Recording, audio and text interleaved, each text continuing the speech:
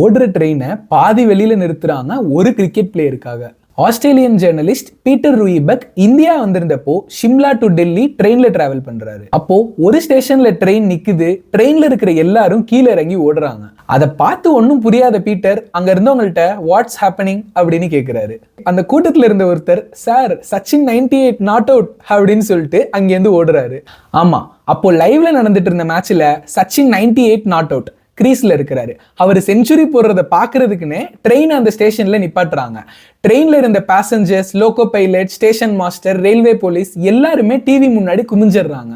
இதை பார்த்து சிலிர்த்து போன பீட்டர் அடுத்த நாள் தன்னோட மேகசைன்ல ஹெட்லைன்ல போடுறாரு, this genius can stop time in India.